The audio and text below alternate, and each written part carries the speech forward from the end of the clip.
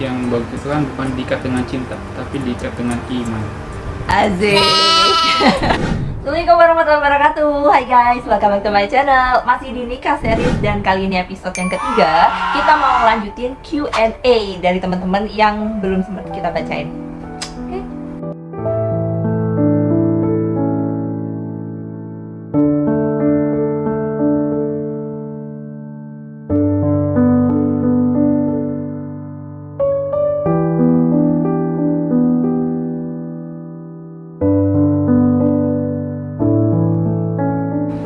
Pertanyaan keempat ya, dari Tenang, namanya Tenang, tapi orangnya gak tenang. Enggak deh. Sotoy. Pil ketemunya Kak, buat bedain yang datang itu jodoh atau sekedar singgah. Oke. Kalau ketemu kita udah bahas di part 1 yang ini ya. Nah, kalau ini Oh iya itu. Nah, kalau untuk bedain sendiri, menurut aku ada dua hal yang perlu dilakukan, yaitu libatkan Allah dan jangan libatkan perasaan. Jadi, libatkan Allah untuk setiap mengambil keputusan. Kalau misalnya ada yang datang, Allah dulu minta petunjuk sama Allah, apakah ini orang yang tepat atau enggak, dan jangan libatkan perasaan. Maksudnya kalau misalnya mungkin orang ini adalah orang yang sangat cocok sefrekuensi, bener-bener tipe gue banget yang udah lama disebut sama gue, tapi ketika kita meminta petunjuk sama Allah, hindarkan cenderungan itu. Latihan aja untuk supaya kita tidak mempunyai kecenderungan terhadap orang yang sedang singgah yang datang ini, sehingga nanti iring dengan berjalannya waktu kayak gitu Allah akan memberikan petunjuk-petunjuk berupa keyakinan bahwa dia orang yang tepat, ataupun keraguan, atau kalau misalnya diskusi nggak pernah ketemu solusi kayak gitu-gitu yang menyebabkan pokoknya nggak ada titik temu lah, intinya seperti itu. Pertanyaan selanjutnya dari Kak Erni Susan. Percaya gak sih katanya kalau kakak dilangkahi adik nikah duluan, si kakak akan sulit ketemu jodoh. Saya juga dilangkahi adik, sampai sekarang belum ketemu jodoh. Sebenarnya ya, jawabannya nggak ada hubungannya. Nggak ada hubungannya. Nggak ada hubungannya, Nggak ada bener. hubungannya. Nggak ada. Iya. Mau dilangkain adik, mau dilangkain kakek, tante, langkain kucing. Lagi diam lihat dilangkain kucing terus jadi seret jodoh. Itu nggak ada Nggak hubungannya. ada hubungannya ya. Yang namanya jodoh itu, percayalah bahwa itu pasti akan datang di Dan- saat yang paling tepat. Meskipun versi kita jadi lama, tapi intinya nggak ada hubungannya. Nggak ada hubungannya. Dan mungkin yang harus diperbaikikan mindset dalam sebuah hadits qudsi itu, Allah itu sesuai prasangka hambanya. Jadi mungkin sekarang dimulai dari prasangka kepada Allahnya, diperbaiki mindsetnya bahwa tidak ada sesuatu yang terjadi di dunia ini tanpa izin Allah gitu. Termasuk nanti pernikahannya Kak Erni, termasuk jodohnya, matinya kan udah ditentukan, sudah ada di catatannya. Cuman kapannya itu kan itulah yang kita gak tahu, dan disitulah letak namanya pahala sabar. Jadi begitu ya, Semangat. semangat ya buat Kak Erni. Oke, selanjutnya itu ada pertanyaan dari Bu Guru. Halo Bu Guru.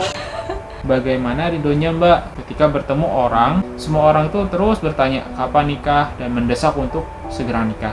Jadi hati terus berharap jodoh itu segera datang. Tolong kasih tips Mbak. Oke, ini berhubungan sama visi yang ini ya, gitu. Jadi Nanti deh. kalau menurut aku sih, bagaimana kita bisa ridho dengan ketetapan Allah, yakini dulu bahwa ketetapan Allah itu adalah ketetapan yang terbaik.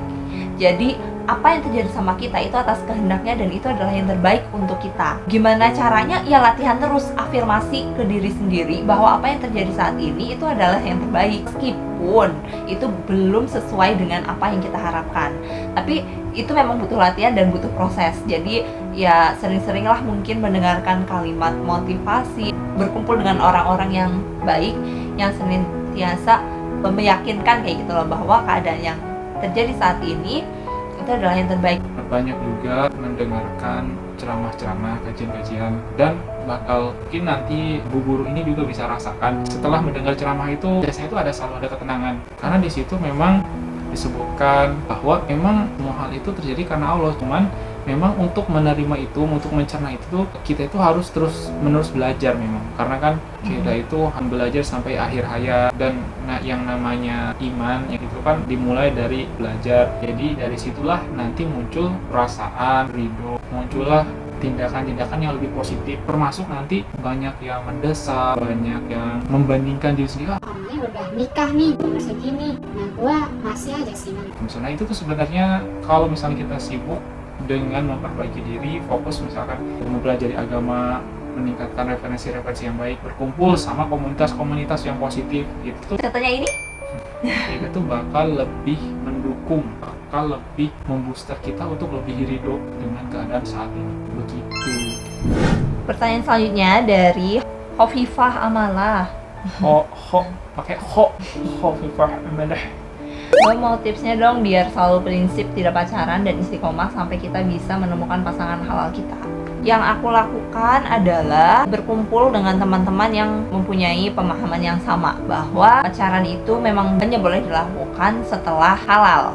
Kayak gitu. Aku sendiri juga pernah sedikit keseleo lah ya, terjebak dalam situasi seperti pacaran. Itu ketika memang sedang jauh dengan orang-orang yang selalu mengingatkan tentang kebaikan kayak gitu. Jadi ya itu menurut aku solusi terbaik sih. Sebenarnya kalau di zaman sekarang nggak pacaran itu kayaknya nggak seserem zaman dulu deh.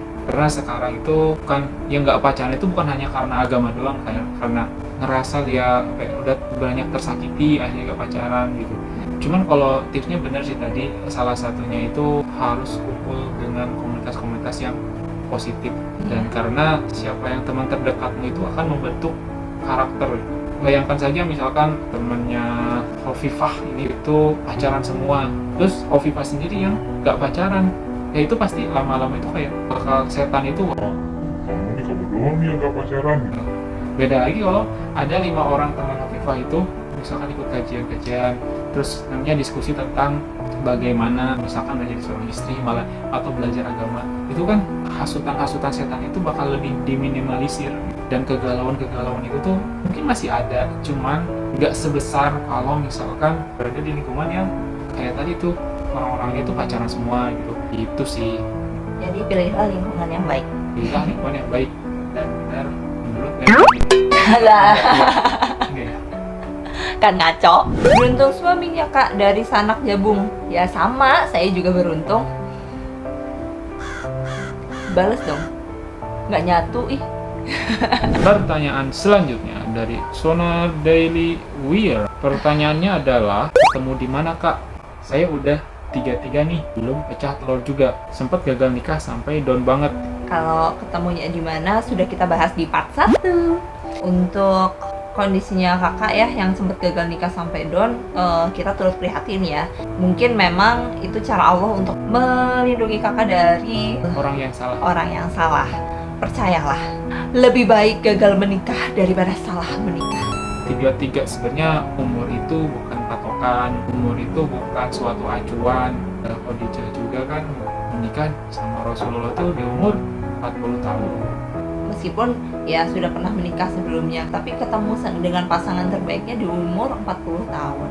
Yang zaman sekarang banyak juga yang bahkan umur 40 itu baru ketemu jodohnya, dan itu sebenarnya gak masalah asalkan yang landasannya itu kan agama. Dan Allah kan gak melihat misalkan kalau umur 33 pahalanya sedikit, umur 25 pahalanya banyak, kan enggak gitu.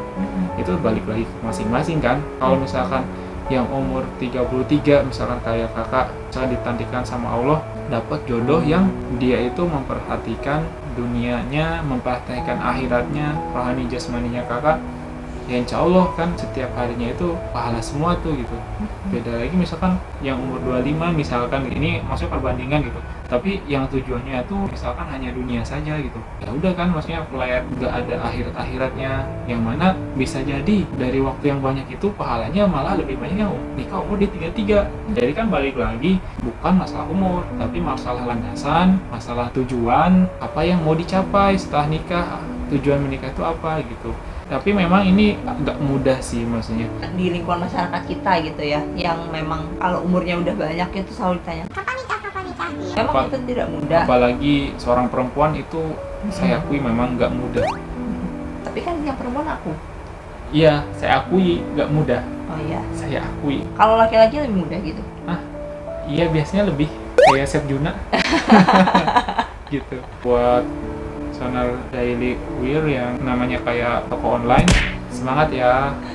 Semangat juga kalau jualannya, semoga laku. Emang dia jualan? Ya nggak tahu sih. Selanjutnya dari Kak Ai. Biasa nggak sih Kak dilangkahin adek, apalagi cowok? Aku yang akan dilangkahin kayak ngerasa kok aku nggak ada yang deket, apa nggak sepantas itu aku untuk dimiliki. Ya aku mah sempet merasa nyesek. Ya karena pernah dilangkahin. Iya, tapi karena pernah dilangkahin, cuman sebenarnya tidak semengerikan itu. Karena ya kembali lagi ya, jodoh mah bukan urusan kita. Kalau merasa Pak aku nggak sepantas itu, ya udah berarti yang perlu dilakukan adalah memantaskan diri. Sebenarnya kan kalau misalkan tadi dari jawaban-jawaban yang telah diberikan itu ujungnya itu cuma satu, yang penting dekat sama Allah, dekat sama Allah itu belajar. Ya nggak mudah ya itu makanya ide di situ fungsinya lingkungan. Kita cari lingkungan yang bagus itu fungsinya di situ, karena belajar bertahan di kondisi yang sekarang itu sangat chaos sekali, di tengah gempuran ayang kan yang semakin merajalela. Anak SD aja udah punya ayang kan. Itu sangat miris sekali itu.